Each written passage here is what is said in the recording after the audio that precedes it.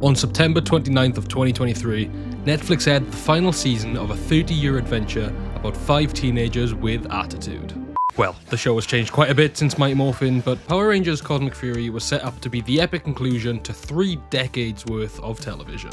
The fans were geared up to see how the Rangers would defeat Lord Zedd alongside some new and familiar faces. At the time, I deemed Cosmic Fury a success. I understand that fans were disappointed with only 10 episodes and the removal of the Q Ranger suits in favour of original designs, but when it came to the episodes, I really enjoyed it. I smiled, I cried, I screamed. Bro, what the fuck? And I felt they really thought outside the box with some elements. However, 1 year later, does Cosmic Fury still hold up to the post-hype adrenaline, or was it a cosmic failure? Cosmic Fury starts with a bang. Picking up directly from Dino Fury, the one-take fight sequence between the Rangers and Zedd's forces was done really nicely, especially with the added graphics of the Morphin Masters. The fact they're fighting on Zordnia is also a very cool detail that I didn't expect to see. Then, Lord Zedd arrives. Whilst the return of Lord Zedd is controversial, I feel they tried to make him as menacing as they could, considering this is a kids show in 2023. The detail that 40 scientists died trying to free Lord Zedd adds a weight to his presence that I just didn't expect them to have. I truly do believe that they could have made an entirely new villain and have him be just as menacing, but I do understand from production and show standpoint why they'd want to throw back to MMPR for the final season. Even though Zedd was from 94, not from 93, so technically it was his 29th anniversary, but I'll allow it. The immediate return of Billy and Mick is also great fan service, however, I've heard that it was at the cost of a better story. See, I adore Kelson Henderson. He's an MVP of Power Rangers and I'm so glad he got to be in the final season. However, it was rumoured that the original script saw Ninja travelling with Billy, a longtime companion and creator of the Power Coins. Ninja was made out to be pivotal during MMPR, but after season 3 ended, Ninja was never to be seen again. Let's face it, Mechanic was definitely the best part of Power Rangers Ninja Steel, but seeing Ninja return would have meant a lot more to fans, especially if he went on to make the Cosmic Fury powers. That being said, having Billy return was one of the best decisions I think they could have made. Not only is Billy one of the OGs, but he was one of the longest serving Rangers, appearing in every episode of Mighty Morphin and over half of Zeo. Bringing Billy back as a mentor, similar to how they did with Tommy and Dino Thunder, was an absolute power move, especially considering we're celebrating 30 years of the original show. I also love Billy though, so maybe I'm just biased. We then get introduced to the second-in-command villains, Basilia and Squidillion Air. 2 money-ridden squid aliens that freed Lord Zedd. And honestly, these guys are mid. I think it's kind of funny that Squidillia is a Zedd fangirl, but the social media motif is kind of boring, and when looking back at the show, they don't really stand out to me. I'll be honest, I rewatched the show for this, and I kind of forgot about him if I'm being real. Scrozzle too. I really enjoyed him in Beast Morphers, but at this rate, you should have just brought back Sledge for like, what, a 3rd time? Like, that would have made more sense. I also think that it was dope that Mick was given his Ninja Steel powers back after seeing him morph like literally once in one episode. Like, that man looks good in red, and it was taken from him too soon. And then we get what I feel is one of the best decisions they could have made.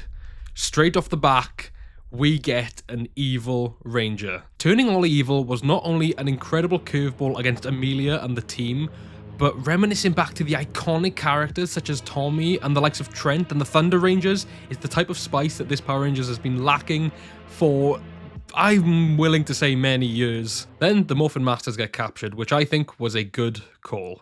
They are way too overpowered, but I would be lying if I said this wasn't the most barefaced MacGuffin I've ever seen. So we'll pick our battles. I'm glad they're gone because their presence in the universe just kind of made things not make sense. Like, if the Morphin Masters are that powerful, then why has so much shit happened in the universe? Do you know what I mean? And before we continue, can I just add, I absolutely love this cast. There's enough to say about each character, which I'll absolutely get into, but having the cast for 3 seasons and getting to see them evolve was amazing. I love them, especially Izzy. But anyway, if the show wasn't already off to an action-packed start, Harvey's sacrifice is something I honestly didn't think we'd ever see. Yes, both Kendricks and Zato sacrificed their lives, but they were magical deaths that resulted in resurrection. Having a Ranger lose a limb is nuts. Like, we saw the robotic arm before the show aired, and I honestly just thought he'd like break his arm or something, resulting in like a mechanical cover to help him fight. Not for him to become an amputee. And like pairing this with the fact that earlier in the year we had Trini who died, like not like killed, not destroyed, quote unquote, killed in the same year. Like what?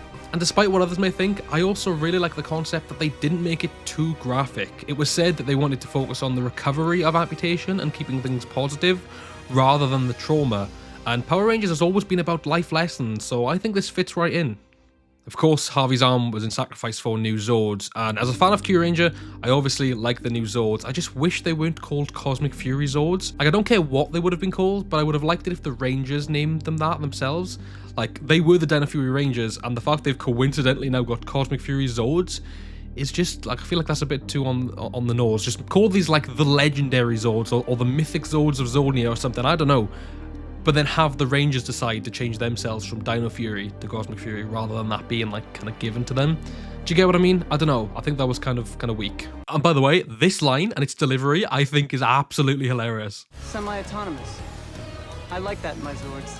Seeing Billy piloting a Wolf Zord again is cool, but I'm really invested in the fact that Amelia pilots the leading Zord before she becomes the Red Ranger. I mean, in a moment of vulnerability, she took initiative when Zato was gone. Having her pilot the Red Lion Zord was not only foreshadowing her upgrade, but is also suggesting that she has what it takes. The Morphin Grid chose her for a reason, and we're being shown these reasons. Especially leading to the end of the episode, the way that Amelia takes control of the situation and levels with the other Rangers sets up her leadership perfectly. But of course, that being said, I wish this was set up better in Dino Fury. Toward the end of Season 2, Amelia got a lot of recognition, but I felt it was rushed, as if they decided it was going to happen very last minute.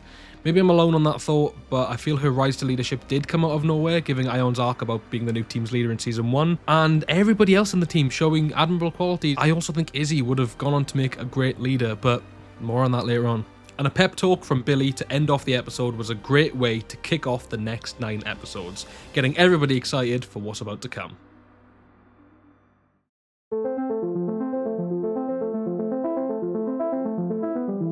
Opening with Harvey mourning his arm?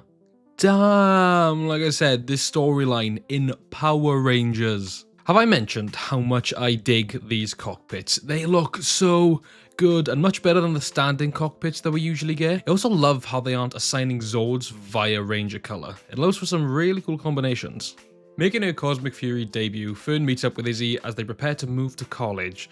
Now I think Fern and Izzy were very underrated in Dino Fury, so seeing them get this personal moment is great.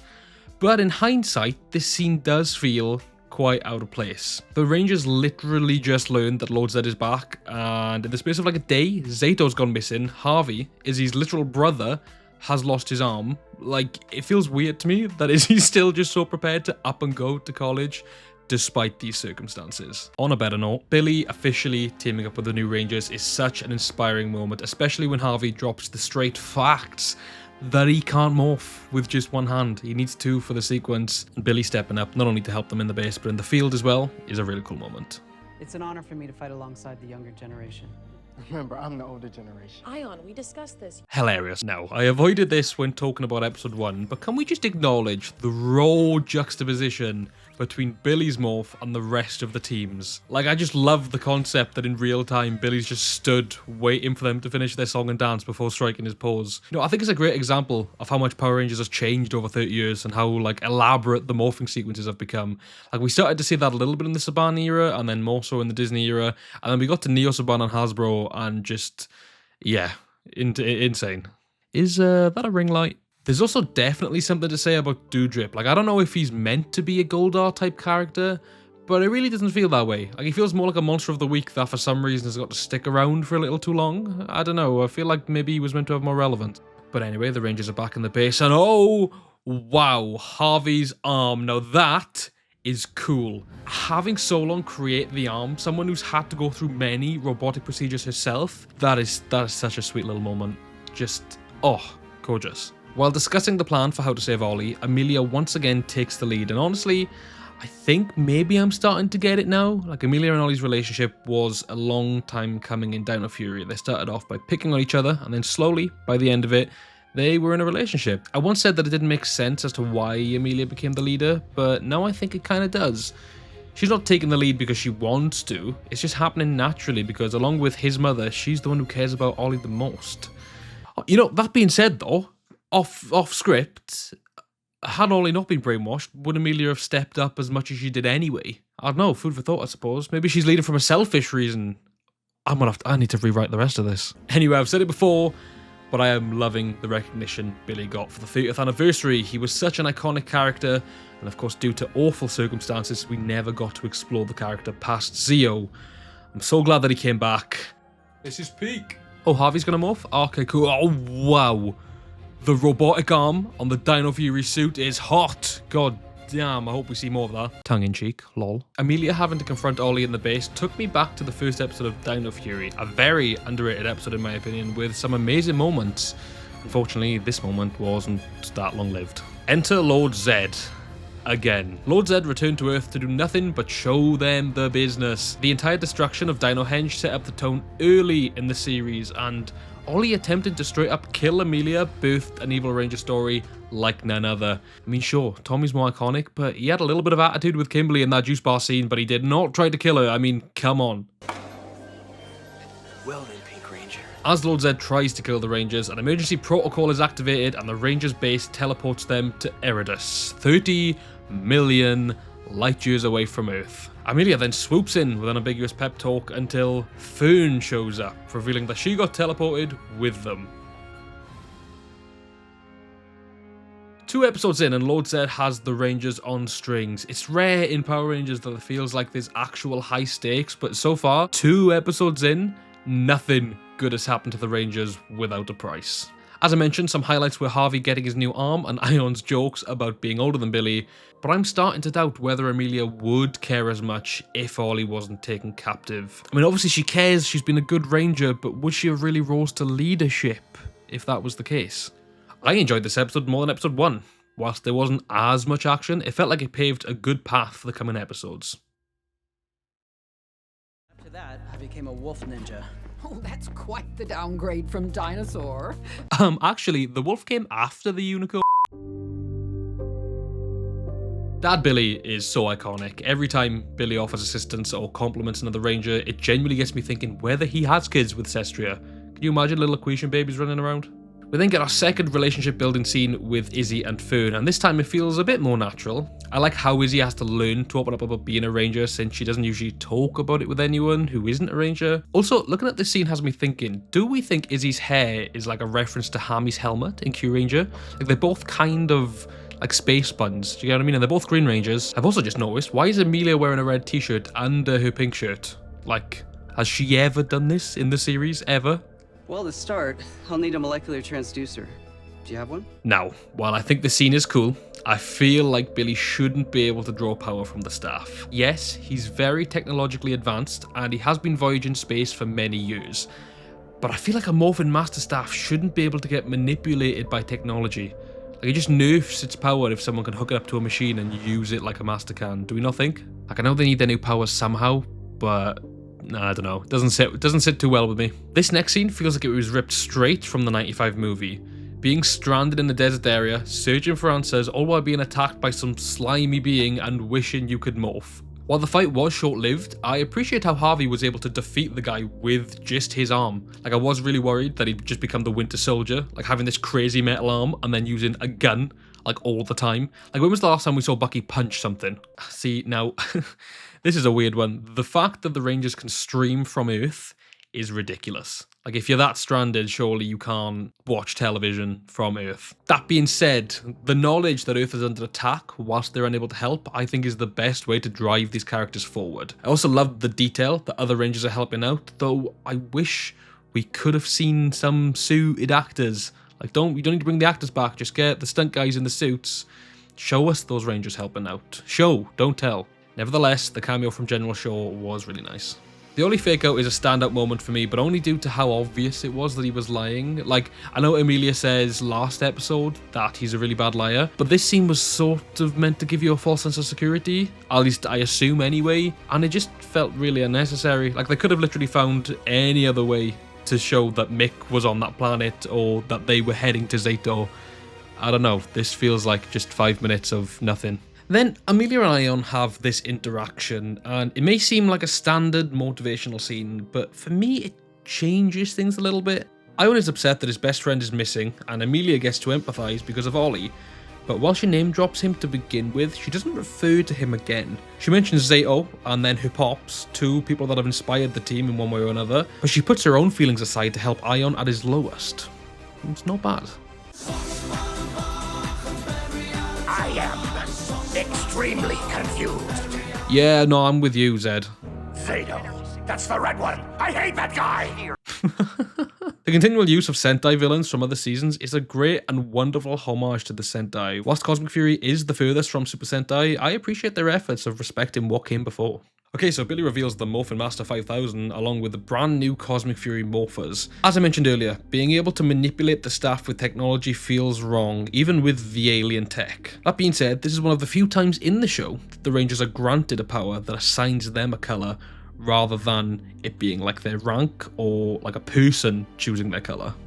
And without further ado, It's Morphin time. Cosmic Orb, linked to Morphin Grid.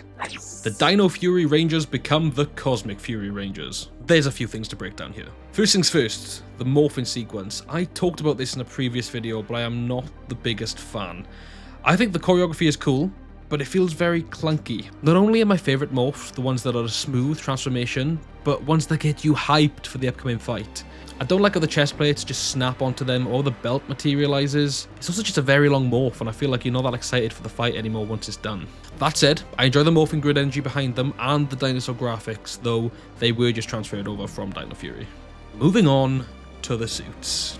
This is the first time we get to see the Cosmic Fury suits on screen, and it's a little anticlimactic. Now, I don't hate the suits, I actually really enjoy the body shields, and I've always loved the Riot Soldier helmets, but I just wish they kept the original suits for a third season. It's said that the suits were so basic because Hasbro wanted a simple design for toys, and they never made any toys. Honestly, if they weren't doing Q-Ranger and didn't want complex toy molds, they should have just remade the costume for Rio Soul Pink, but made it red instead. I'm curious, what are your thoughts on the suits? Let me know in the comments, because it's divisive. On a more positive note, let's talk about the weapons. I freaking love these weapons. Izzy's daggers are so slick, and a beautiful homage to Trini's OG Tiger daggers. Ion's thing looks sick, and whilst I don't really know what it is, and jumping ahead a little, the fact that it's got a dual purpose as a sword and a blaster is straight fire. Of course, who doesn't love an axe, especially when it resembles Harvey's guitar, and Amelia's hammer is just designed beautifully. Then we have the moment that needed to be handled carefully. Amelia's promotion to Red Ranger. At first, she believes it's a very dark pink, but after removing her helmet, she realizes what's happened. Now, immediately, she thinks about Zato and assumes that because she's red, it means that he's gone. Whilst Billy assures her otherwise, it would have been a really interesting concept for them to believe. Remember, they have no idea where or how Zato is, and if they did come to that conclusion, then finding Zato would end up being a much more powerful moment. Billy reassuring everybody to have hope, of course, fits in with the point of the show, but Amelia would bear such a heavier burden if she thought she had to avenge Zato. The episode ends with a distress call from Mick. He says he's found Zato, but so has Zedd.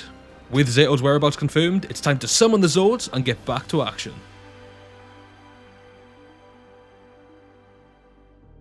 So before episode 4, I want to expand on some of the points from the last 3 episodes. Episode 1 feels more like a bridge between last season and this one. It's like up until Ollie turning evil should have been part of the Dino Fury finale, and the rest would pick up in its own episode. While episode 1 did pick up immediately after Dino Fury, I think it would have been cooler if Ollie worked for Zedd during a time jump, along with Zato being missing for a longer period of time.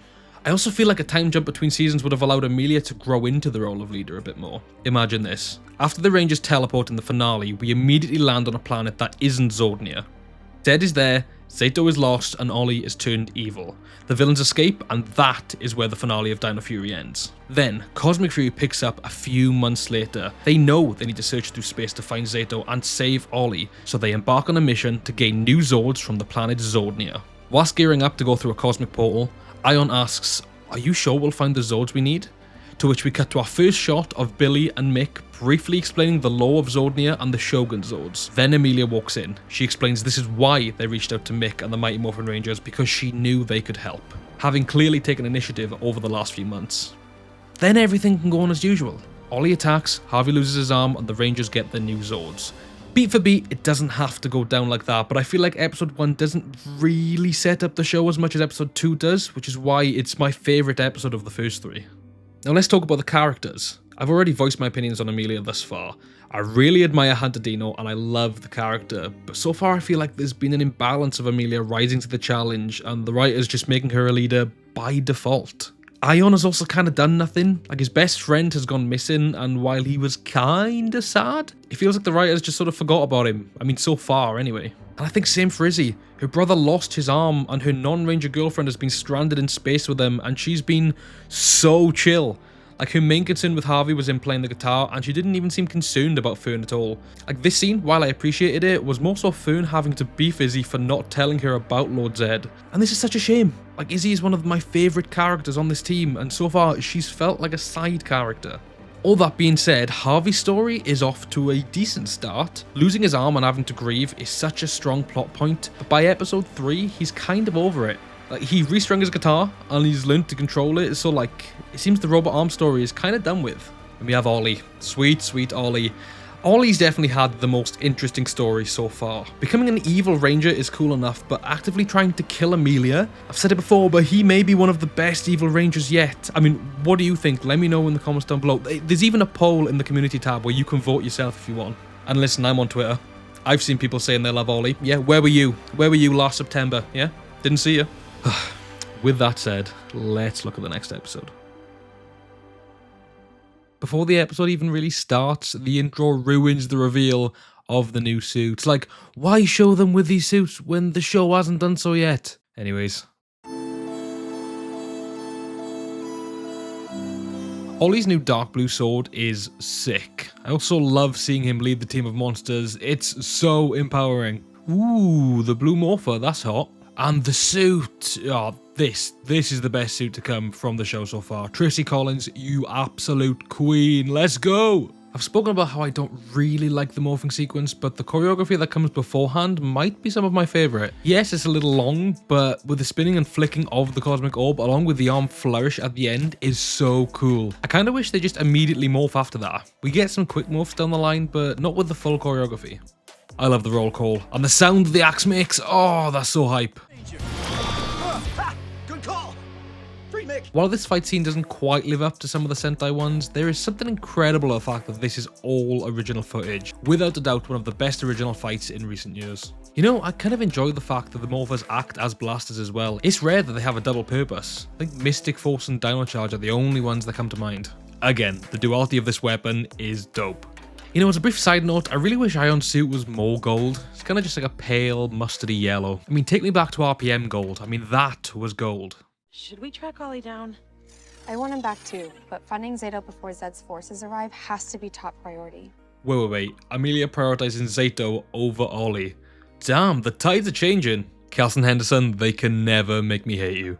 The trees are alive, so Levenar is a living planet, which is a cool concept that I feel like, given more episodes, we could have explored this a little bit more. I would have watched an episode about the planet. You know, up until right now, I forgot that Amelia was Rathconian. Like, it was such a big plot point at the end of Dino Fury, and this is the first time they've mentioned it in the show, I think.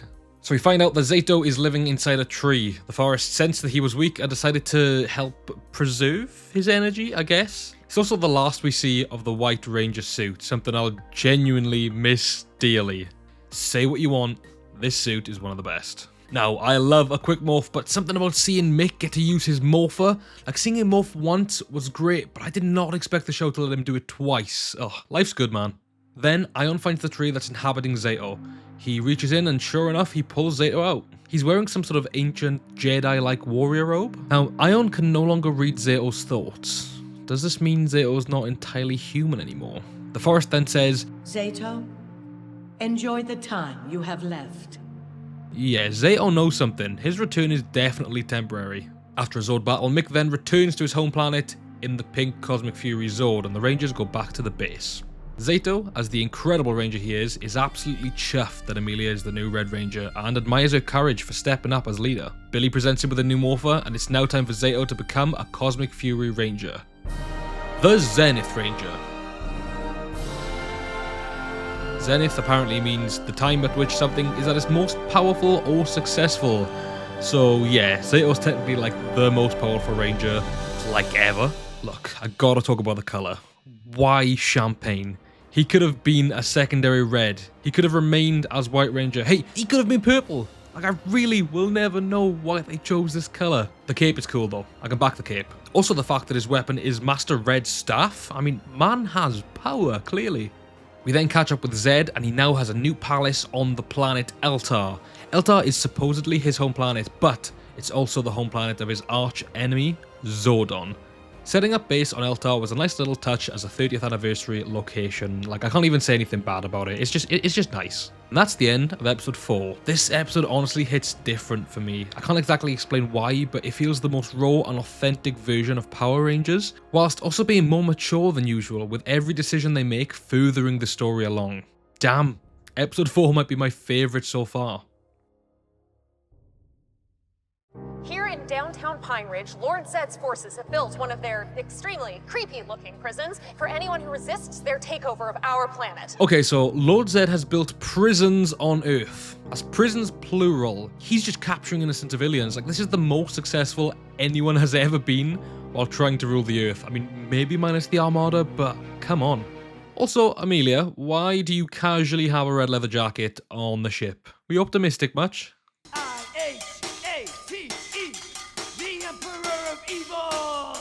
Okay, I don't care what anyone else says. This is actually a tune. Can we get like a full studio recording, please? Buried on the planet Arkral, Bajillionaire discovers the Cosmic Dragon Zord, and their plan is to dig it up and give it to Ollie as sort of like a Serpentera Mark II. So now that Zeto's back with a full team, he's acting kind of like the Lone Wolf 6 Ranger a little bit. A cool motif to draw back to, and honestly having him back on the team just feels right. The Rangers hear about the Cosmic Dragon Zord and they realise this is probably a trap set up by Ollie, so they plan to dress up as an alien rock band to distract the bad guys while Zeto sneaks into the Dragon Zord. Because she's apparently a drummer, Fern wants in on this plan, and Izzy is not a fan. The rest of the team are fine with it, but Izzy, being a protective girlfriend, wants no part in it. These costumes are really something special, but why do I unironically think Izzy's costume goes hard? Like, low-key could be a fire Halloween costume. Also, the perfectly HD wanted signs of the Rangers are iconic. Oh, it's about to go off. Oh, the stank. Izzy on the screamo vocals. Meanwhile, Zeto's looking like Andros with a cloak over his ranger suit, ready to take over the Zord. It's quite funny, Ollie hates Bajillionaire so much that he's very suspicious of the rock band and unmasks Izzy like immediately. But all is well because Zeto is able to get around them. As for the new weapons, the Tricera Blaster is sick, by the way. Simple, slick, and effective. The confetti is the most tokusatsu it seems it's gonna get, and you know what? I'm fine with that. I get what they were going for with this scene, but it's just kind of lame. There's no need for Izzy to be jumping over all these things, and Ollie's aim is just terrible. Like, why is he a stormtrooper all of a sudden? Now, I found this quite cool. Ollie believed Fern to be Zeto, and when he realized who she was, he tries to kill her as well. I'm telling you, Ollie ain't messing around. And look, it's too late anyway, because Zeto has succeeded in taking over the Cosmic Dragon Zord. And by the way, just saying that is quite empowering. Like, the sound of the Dragon Zord from MMPR anyway was sick, but just the Cosmic Dragon Zord. Like, oh, it's just a nice thing. The Cosmic Dragon Zord. This is by far the best Zord of all of them. I mean, how sick does this look? I was always a big fan of the Red Dragon Zord from Season 2, so this has made me very happy. But yeah, seriously, Zeto should have been purple.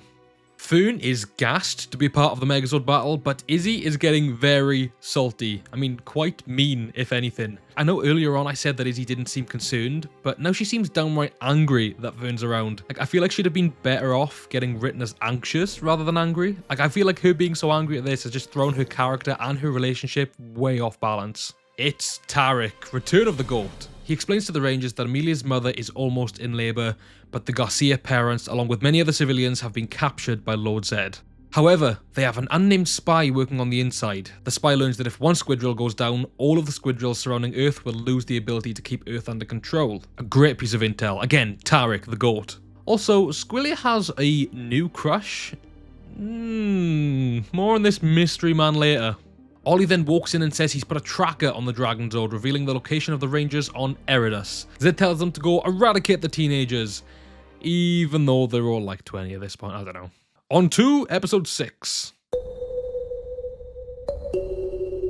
The episode opens with the Rangers trying to get their ship to finally blast off, because for the last few episodes they've been converting their base into a spaceship. And can I just say, the nighttime vibes are immaculate. Seeing Zato putting the Cosmic Dragon Zord to action again is sick, along with Harvey and Ion, who are piloting more new Zords. Now, Fern really wants to help Solon work on the ship, and Izzy once again is being incredibly annoying. She's surrounded by Rangers, she'll be fine. This might be the coolest Megazord on the show, a combination of the Polar Bear, Scorpion, and Dragon Zord. The blue and orange complement the purple base really nicely. With the Cosmic Cruiser set to leave, Amelia tries to communicate to Solon when we find out that she's missing. Billy returns back to base with her communicator as we cut to Solon in a cave, having been kidnapped by one of the giant Scuttleworm things. Of course, the Rangers will not leave the planet without her, and the mission to find her begins. Meanwhile, Ollie and Zedd's forces are en route to Eridus to destroy the Rangers once and for all. While the Rangers are looking for Solon with tech, Zato is using his Rafkonian Morphin Master Jedi powers to detect her presence, but it seems to be taking a toll on him. Ollie then starts attacking the planet, so Amelia leads half the team into battle, and Izzy and Zato go and search for Solon. Say what you want about Amelia, but she nails the moves every time. Sword power, now! Izzy and Zato teleport to Solon's whereabouts. They're about to enter the cave when Ollie attacks. This is the first time we get to see Zato actually do the morphing sequence, and the orb landing in the morph mid-fight, that was sick. So, some Rangers are in a Zord battle, and Izzy and Zato are fighting Ollie. Now, Fern is listening in on the Rangers' comms, and of course being the caring person she is, refuses to stay behind and do nothing. She takes a morpher, knowing that it could be used as a blaster, and sets off to find Solon herself. Just as Fern arrives, more Scuttleworms hatch and start attacking her, covering the morpher in this weird slime. Luckily though, Fern blasts them away and finally frees Solon. As the bigger worms return, they try to teleport away, but it won't work. Then, some energy moves from Solon's body to Fern's, and she accidentally morphs into the Cosmic Fury Orange Ranger. Our first official Orange Ranger in the main TV show canon of Power Rangers. I mean, this is something to celebrate. Cutting back to Izzy and Zato, the other Rangers join them to battle with Evil Ollie. Amelia tries heading into the cave to save Solon before the Orange Ranger flips out, followed by Solon. They teleport back to base, and Fern reveals that she is the Orange Ranger. They're shocked, but like, shouldn't it be obvious? Like, Fern wasn't there when you got back, right? I mean, come on. Izzy's still visibly livid, making her less likable day by day. But that's not too important right now because it is time for takeoff. The Rangers finally blast off and set a course for Earth. Then we cut to Squillia on their ship with her brand new crush. And it's Heckle! That's right, Heckle, the main villain of Power Rangers Dino Supercharge. Of course, in the season finale, Heckle becomes a keeper of the Dark Energem and joins the forces of good. So, why is he on the bad guy side? Unless he's Tarek's spy. Oh, hell yes. I mean, why he's in this universe and not the Dino Charge universe, I mean, I don't know, but I'm sure they'll explain that later. En route to Earth, Solon is showing off the orange cosmic orb as it has her face in it. Finally, Fern gets to confront Izzy about how she's been acting, but this time, no beef. Izzy immediately tells Fern that she would have done the same thing and that her courage is one of the many reasons she loves her. This scene is realistically what we needed. I mean, while I think Izzy was acting very out of character, this moment is definitely a redemption. I just wish they never played her off in that way in the first place. She was such like a strong and independent character in Dino Fury and like very caring of both her brother and of course Fern. And this feels like it's just kind of reversed a bunch of the development we had with her last season. Nevertheless, the beef is over. The Rangers are optimistic about returning to Earth and defeating Lord Zedd, but it turns out Zedd has more tricks up his sleeve.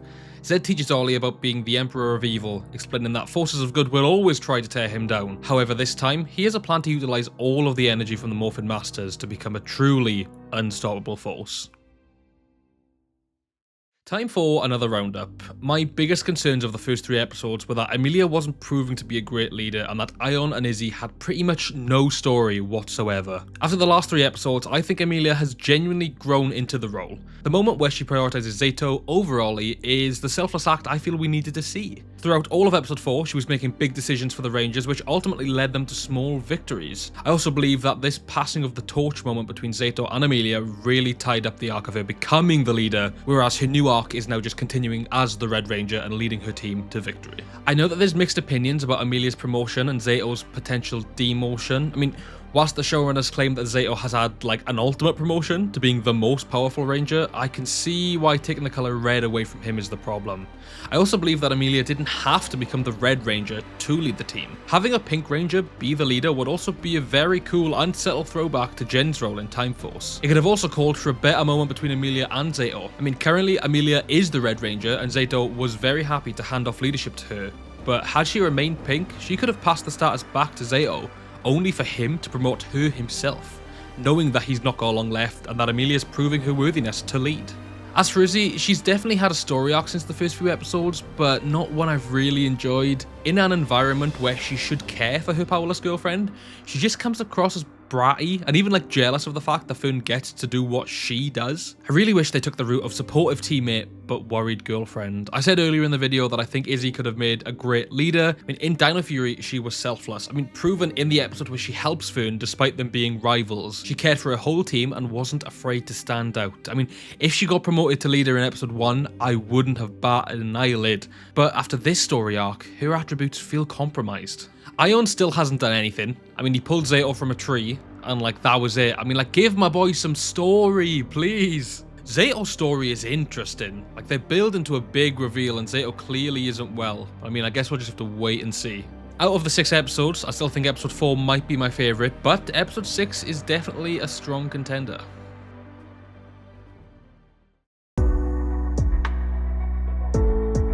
So the Rangers have arrived back to Earth, where we find out that Zato has been sleeping for a while, and in this time the other Rangers have been working on Operation Seasoning, a plan to destroy the Squidrills with the help of Tarek's spy. The Rangers take their Zords into Earth's orbit, and Tarek contacts his spy, confirming that Heckle is on the Rangers' side. He wastes no time in morphing and becoming the Dino-charged Dark Ranger. They call it the Dark Ranger! This was a moment that proved what Power Rangers could do. After Power Rangers Dino Charge, a show that gave us 10 Power Rangers, fans were slightly disappointed that one of the best characters didn't get a Ranger mode. It was heavily speculated that Heckle would don the Death Ryuja suit from Kyoryuja and become the Navy or Dark Ranger. This never happened, but Boom Studios did write this into his story in the comic books. What's even more interesting is that this technically isn't the Death Ryuja suit. I mean, the bodysuit is, but the helmet is actually from Kyoryu Navy from the 100 Years After Sentai movie. While the suit isn't as original as the Cosmic Fury suits, it's technically a Power Rangers exclusive look.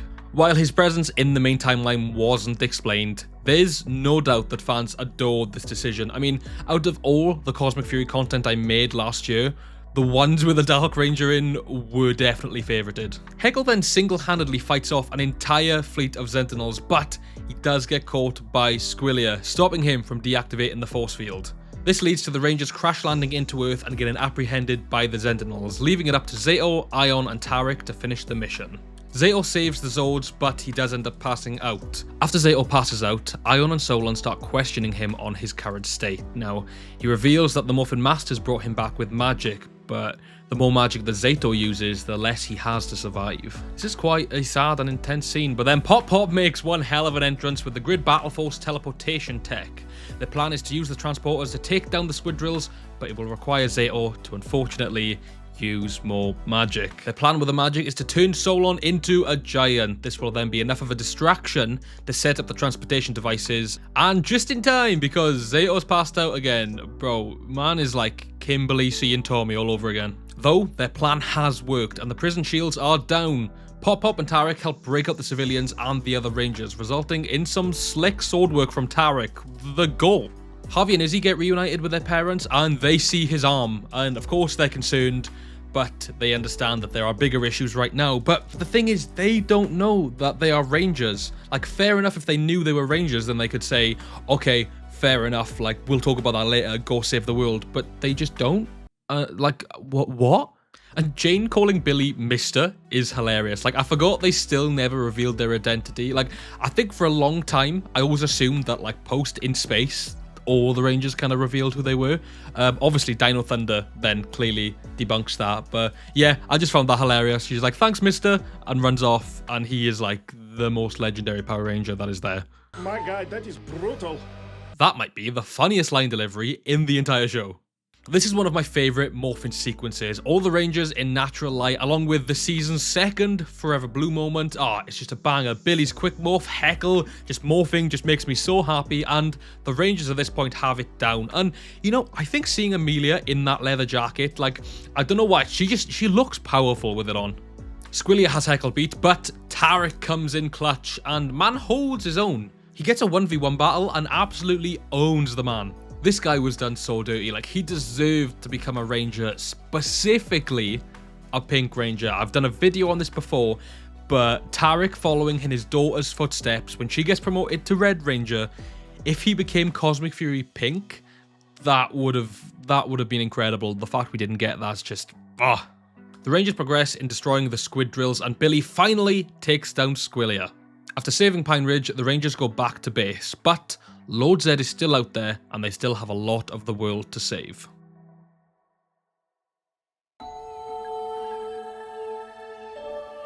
The episode opens on Eltar with Scrozzle and Ollie messing with the Morphin Master Captivator in order to give Zedd their collective powers.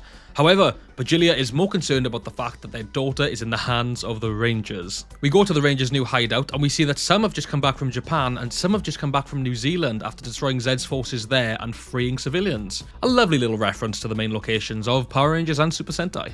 We then get a little FaceTime call with Billy. He says he's back in Angel Grove and he has saved the Angel Grove Rangers and just the civilians there as well. Zach gets a little name drop along with the Hip Hop Keto, and we get to see Alpha 9 in the background of Cranston's tech. Now, I wish we could have got Richard Horvitz and just a little bit of Alpha 9 in this show. Kind of like how they brought Alpha back in Operation Overdrive. I mean, just to help Solon and Billy, but just seeing the little guy in the background I loved it. Ion gets a scene in his cafe where he gives a family the recipe for flagon cake. Upon locking up his store, he comes across Slither and Mucus in human form. In this time of need, they're using their powers to entertain rather than destroy, which that's quite cool. It turns out that Mucus used a permanent wish charm to make herself human, and she's not really happy about it, but she knew that's what she had to do to blend in. Ion reads their minds and realizes that they are now good, and he brings them back to the base. But the other Rangers are not happy about it, like literally holding them at gunpoint, or Morpher blaster point. Amelia and Zato then go to read their minds just to check that they are good, and so does Tarek. I completely forgot that he is Rafkonian. Like, it obviously makes sense that he's Rafkonian because Amelia is, but like, I just don't think we ever saw him grow antenna before. So, Slither and Mucus are on their side, and their plan is to send them into space to act as double agents, but Mucus is very upset that she can't become her true self again, and she won't be able to blend in. Then Zato steps in, rightfully believing that no one deserves to be uncomfortable in their own bodies. He uses some of his magic to break the wish charm spell, and Mucus becomes a mushroom again. You know, this was genuinely such a wholesome moment. And Zato's gone again. Man, this man's in trouble. With Bajilia en route to Earth, Amelia creates a counterplan. The guys will stay on Earth to guard Squillia, and the girls will take the Zords into the atmosphere. Not only a cool girl power moment, but seeing them pilot the Cosmic Dragon Megazord is very cool. Like, I'm glad that's not just a Zato exclusive. Black and gold, baby, let's go. I mean, Harvey and Ion fight the Sentinels in the hideout, and it's quite sick, along with the assistance from Slither, Mucus, and Tarek. Unfortunately though, Bajilia does break Squillia free. Amelia, Fern, and Izzy win the Zord battle and return to the base to help the guys in style and actually defeat the squids. They were genuinely the most annoying people ever. Like I said earlier, they weren't memorable to me, and I'm glad that they're gone. Or at least, it seems. Slither then shapeshifts to look like Squillia and embark on their mission to Zedd's ship. You gave her a life to save me! And my new friend Mucus helped. Hello! This show actually has some comedy gold with the one-liners. Back in the ship, Zato is still resting and apparently has been out for a very long time. The Rangers are rightfully very concerned, but Ion and Solon are trying to cover up for him. Then, Zato wakes up and overhears what's happening and decides it's only right that he explains to the team what's going on. This scene goes quite hard, I'm not gonna lie. Like, I wish they had a bit more direction to get a bit more emotional, but just them having the conversation about the fact they've not got long left with Zato, and Zato just saying, my purpose is to save the world and stop Zedd, so I will do that until I die. Like, that is a moment. Slither and Mucus then make it to Eltar, and they're trying to sneak bombs onto the Tricera statue in order to break off Ollie from the spell, basically. Zedd, Ollie, and the Sentinels then race in, but it's too late. The statue blows up, but Ollie is seemingly still evil. He summons some Sentinels and orders for Slither and Mucus to be taken captive, and the episode ends. Okay, this episode deserves an apology. See, back when Cosmic Fury first dropped, myself and fellow creator Joel reacted to each episode. I remember that each episode just kept building and building with suspense, but when we got to episode 8, we felt a little bit let down. I feel like that one, out of all of them, was probably like, it was going up, and that one just stayed like a little bit. I fully agree. But after a rewatch, this episode slaps. Like, maybe it's because I haven't really watched them back to back this time, and obviously, like, I know what happens. But episode 8 is just as solid and does some great character building. Plus, our boy Ion is finally getting some proper story action. No, episode 8 is great.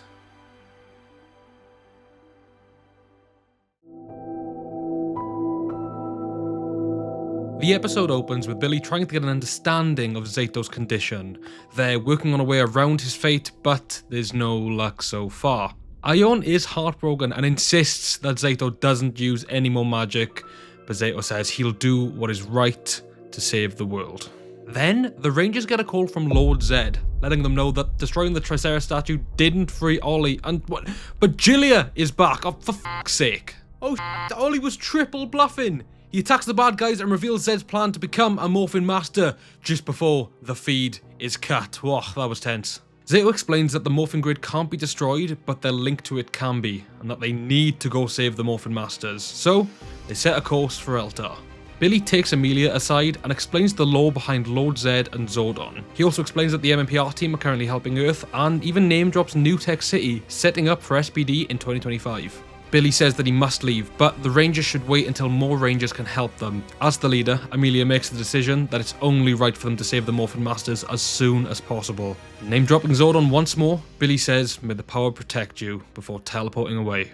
As the Rangers approach Eltar, they summon the Zords for what is potentially their final battle. So, in case we don't see them again, I just want to say the Cosmic Dragon. The Rangers are getting finessed by the Butler, so they whip out the Cosmic Fury Ultra Zord, a combination of every Zord we've seen so far, and it looks kind of lame as far as Ultra Zords go, not gonna lie, but it does the trick. Meanwhile in Zedd's fortress, Ollie, Slither and Mucus are beating held captive. Ollie is beating himself up over the fact that he was brainwashed and believes him no longer to be worthy as a Power Ranger. But all of this happens just as the Rangers infiltrate the base. Wow, what a moment. I genuinely had chills watching this. The Rangers break them free and it is hugs all round. Ollie explains that Zedd has already left with the Master Captivator, just as Bajilia locks them in the fortress and sets a 20-second countdown to destruction. With no way out, Zeto uses the very last of his magic to shield the Rangers from the blast, saving their lives. As Zeto falls to the ground, the Morphin Grid opens up above them and Zeto ascends, leaving this Earth and his team behind. In a heartbreaking moment, Zeto leaves the planet, but seemingly, so does Ion's soul. Amelia picks up Zeto's morpher and staff, taking them back to the ship to plan their next move. No one really understands what's happened to Ion, but for now, he still has his vitals. Ollie takes a look at the new weapons and he has a plan, just as Zeto's cosmic orb starts glowing blue. We cut to Lord Zedd sat on a throne, oozing with Morphin Master energy. Like, what a visual. The Rangers teleport to his location, but they are too late. Lord Zedd has officially turned into Master Zedd. Bro! What the f- What an upgrade! It's Morphin time! Cosmic Morph! Link to Morphin Grid! For the first time, Ollie becomes Cosmic Fury Blue. I'm gonna miss his old suit, but it is good to see him back. Then, for the first time in a long time, we get a weapons combined scene, creating the Cosmic Blaster. While its anatomy doesn't really make sense, I think it looks pretty cool. The Rangers summon the Cosmic Fury Zords for extra defense, and while name-dropping Dark Spectre, Zedd destroys all of them. He then starts blasting the Rangers relentlessly as none of their attacks are working. In the sidelines, Amelia and Ollie work out that the only way to defeat Zedd is to catch him in the Master Captivator. Until Bajilia and Scrozzle show up and capture Lord Zedd themselves, revealing that this was all one big media stunt to defeat Lord Zedd and become the most powerful beings in the universe. The plan is to destroy the Captivator and scatter Zedd's evil master energy across the entire universe, repeating Zordon's Z-Wave, except this time destroying all that is good and preserving all that is evil. The Rangers get boxed in by Sentinels and all hope seems lost. Solon calls out to all Power Ranger teams across the universe, asking for as much help as they can get. The villains do a dramatic countdown from 10 to 1, and the episode ends.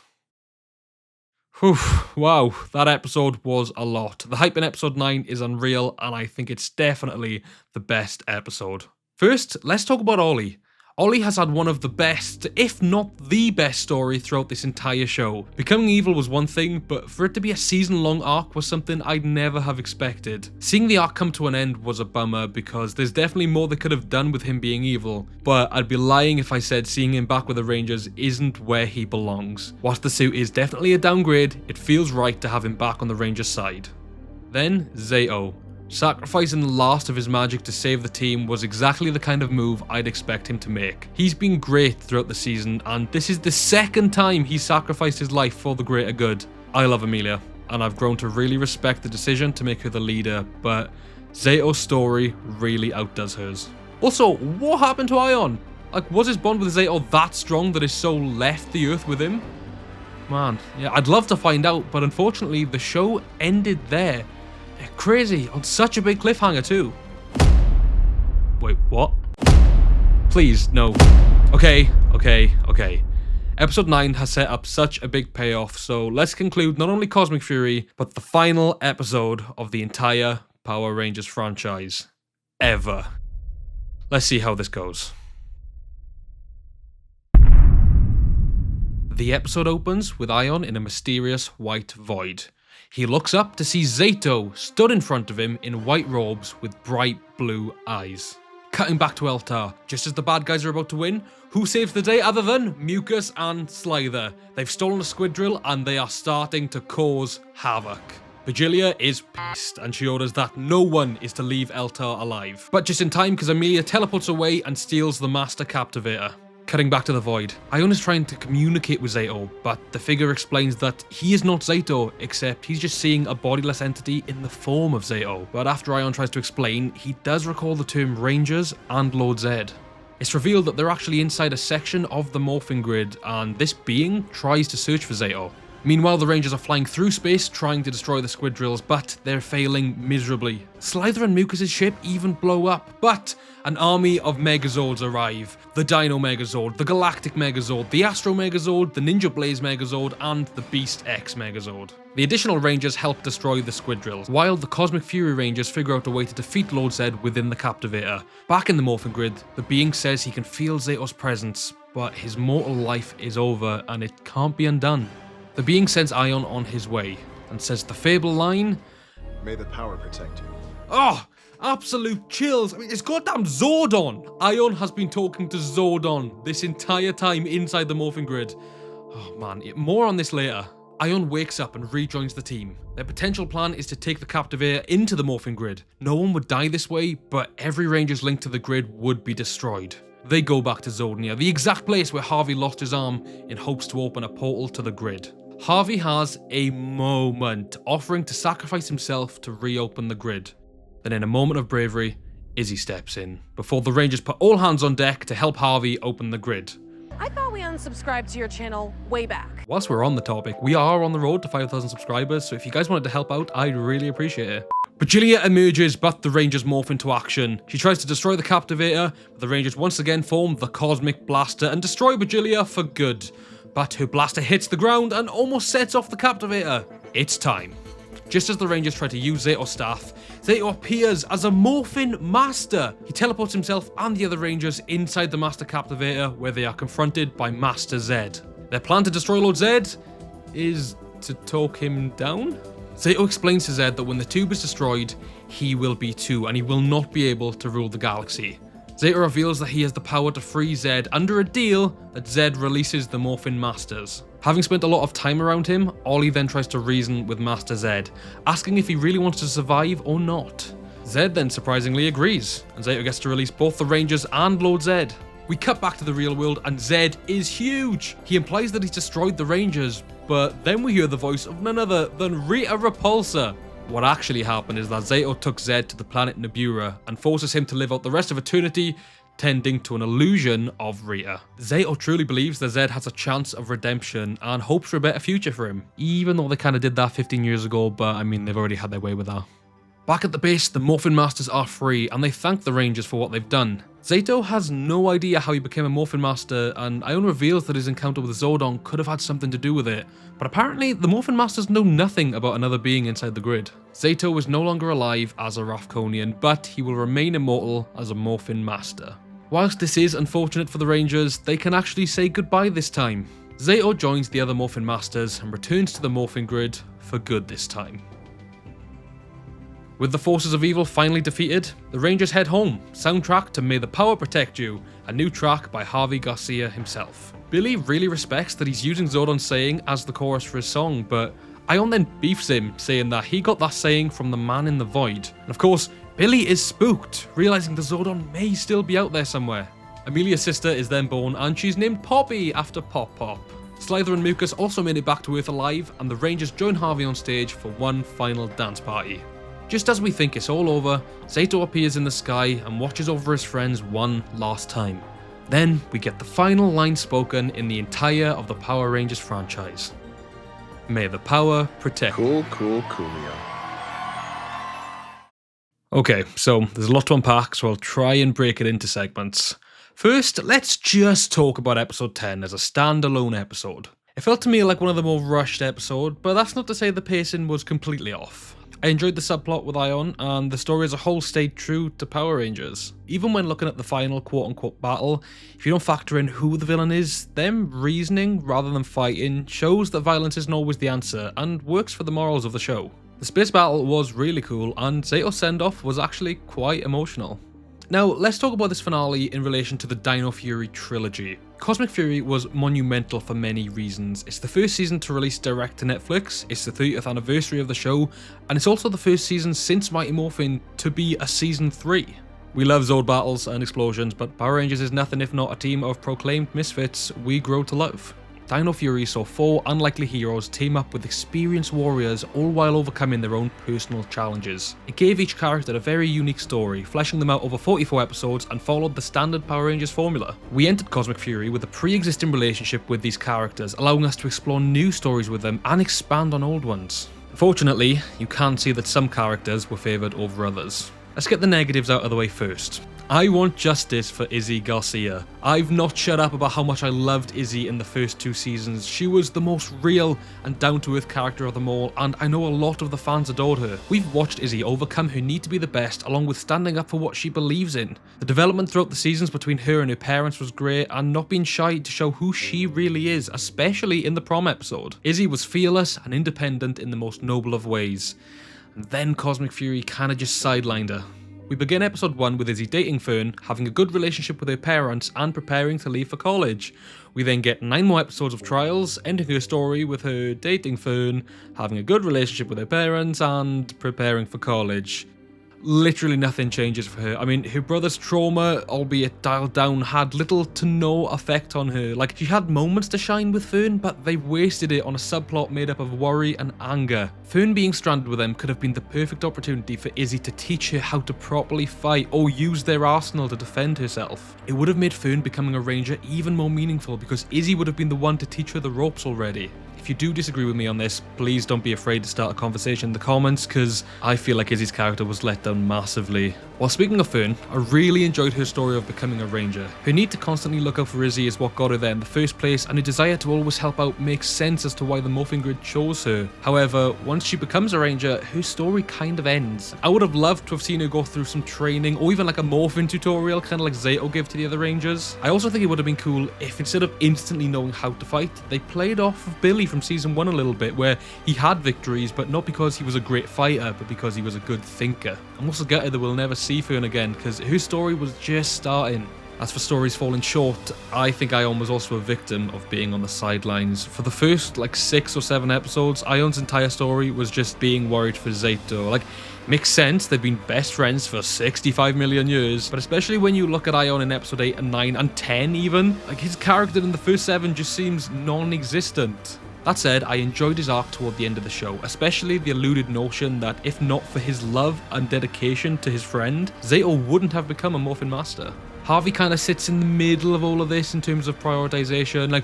His story in the first 2 episodes were great. Sacrificing what could have been his life to retrieve new Zords was breathtaking. Having to then deal with the loss of a limb and getting a robotic limb was a huge struggle to overcome. I feel like it could have been season long. I mean, after episode 3, it's kind of forgotten about until somebody new points it out, and even then it's just made out to be a cool robot arm. I think what I'm trying to say was the grieving process is very short. And while, you know, that may have been the point, I feel like we could have explored more of the adjustment process. It still could have been lighthearted and fun. Like, I'm not saying we need Batman level trauma, but it does seem like a massive story arc that was just brushed over too quickly.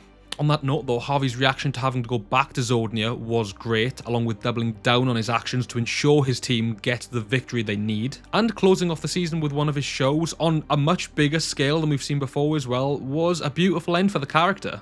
Not too much to complain about with Harvey, if I'm being honest. He was just a perfect middle ground character. The remaining Cosmic Fury Rangers are Amelia, Ollie, and Zato. I like to call these guys the big three of Cosmic Fury. They were undoubtedly given the most attention, and they are technically the original team from Dino Fury. So let's start the big three off with Ollie. Ollie became evil in one episode of Dino Fury, and Kai Moya cooked so hard with it that they gave him the leading villain role in the first 8 of 10 episodes of the show, even giving him his own unique Ranger suit. His loyalty to Zedd was so pure that Zedd would sometimes even take advice from him, something that happened very little during Zedd's original run. Having him lead a team of actual monsters gave him such a high authority amongst Zedd's army, and his hatred for Bajilia and Squillionaire doubled down on his independence as a bad guy. I also highly respect how his entire DNA and power source was corrupt, not just allowing for the cliche power of love and friendship to break him free of the spell. The way in which he tried to take out both Amelia and Fern when they were powerless shows how ruthless evil Ollie was. As I've said before, we've had great evil rangers, but they've never attempted such raw murder. Then even when the spell was broken, Ollie's return was triumphant, finding a way to combine all the rangers' weapons and being the key to taking down Lord Zedd. I mean, Team Ollie all the way.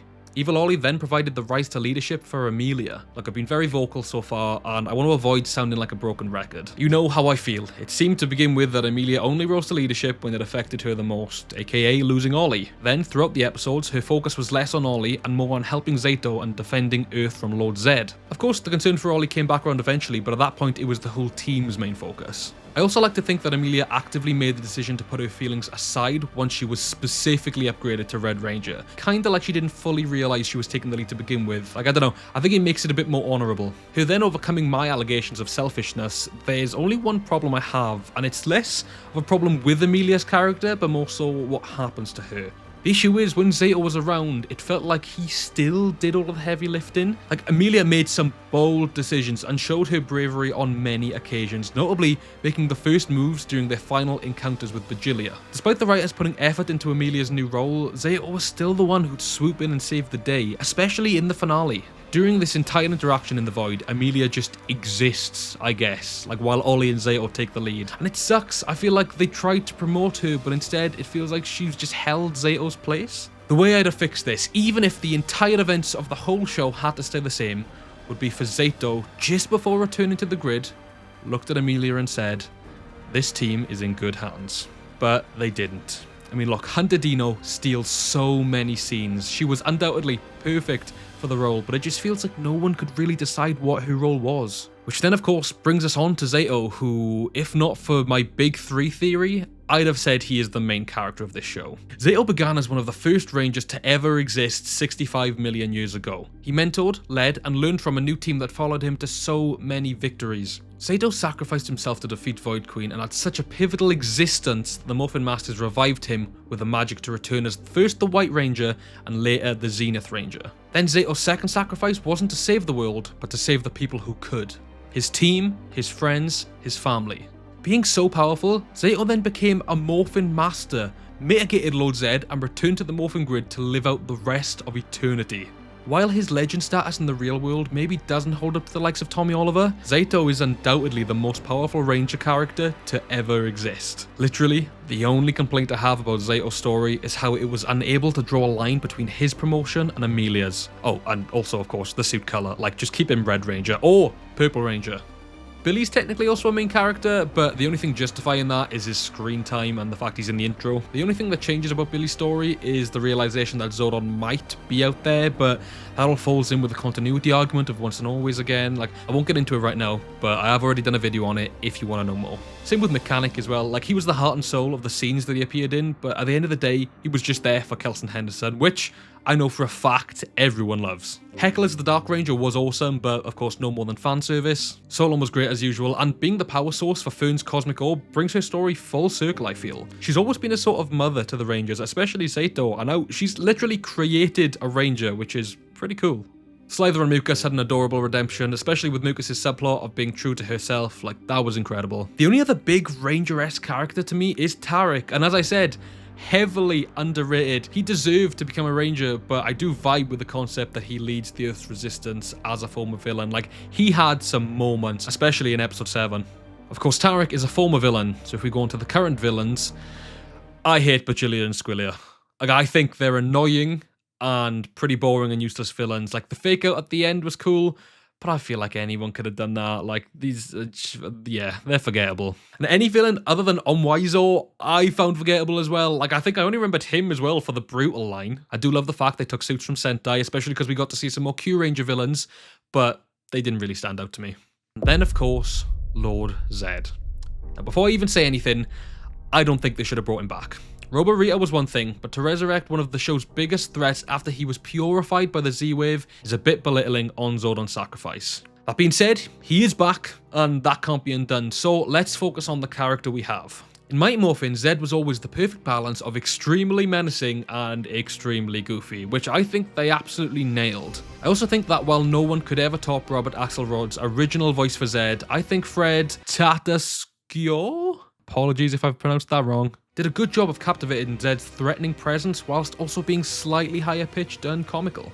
As for Zedd's fate, I have very mixed opinions. So let's look at Zedd from the 90s. He was a true dictator, and despite many hurdles, the only thing that could defeat him was the Z-Wave. And that didn't even really defeat him, it just purified him. Therefore, it makes sense that Zedd couldn't be defeated in battle, especially with the power of the Morphin Masters. I also truly believe that Nibiru was a good call. I never liked how Zedd could be imprisoned or controlled in Dino Fury, so having his demise be getting stuck in an infinite loop is realistically the only way you could defeat him without another Z-Wave. That being said, I absolutely hate the way they did it. The fact that they were able to talk down Zedd, like, I feel like Lord Zedd would happily die knowing that evil will rule all. I know he has a bit of an ego, but I feel like that'd be something he'd be willing to die for. In my opinion, it should have been a game of smarts. The Rangers should have somehow lured him to Nibiru, rather than Zedd simply just agreeing to step down. Like, that seems the most out of character out of all of the stuff they've done. That is my piece said about Zedd. It wasn't anniversary season, I get why they did it. Now that I've spoken about each character, I do feel that Cosmic Fury ended the Dino Fury trilogy very, very well. Whilst I joked about it ending with coolio, it works fine from a perspective of the finale of Dino Fury Season 3. Each character did have a shining moment here or there, and overall, it was just a very fun show. Now, I was going to rank my favourite Rangers, but instead, I asked you guys. Over the weeks of putting this video together, I took to my community tab to figure out who you guys liked most. First, I asked who your favourite was out of Amelia, Ion, Harvey, and Zato. Coming in 4th place was Ion with 14%, then Zato with 17%. The 2nd place Ranger with 22% was Harvey, with the winner being Amelia with having 47% of the votes. Then, a little while later, I asked again out of Fern, Ollie, and Izzy. Fern came in 3rd with 14% of the votes, Izzy came in 2nd with 21% of the votes, and Ollie came 1st with, once again, a majority of 65%. So currently, Amelia and Ollie are tied for 1st. I then put them head to head, and at first I thought this was definitely going to be a close call, but I'll be honest, it wasn't, and I was surprised. The winner between Amelia and Ollie was Amelia. She won with 64% of the votes, placing her as the most popular Ranger in Cosmic Fury. Or at least with my surrounding audience, I guess. Honestly, I get it. She was the shining star in each episode, and while I don't like to call her the first female Red, because factually she just wasn't, like, I don't know why people keep saying it, she is absolutely one of the best Rangers of, I'd say, the last 15 years of the franchise. As for the suits, I've already said, like, they're alright.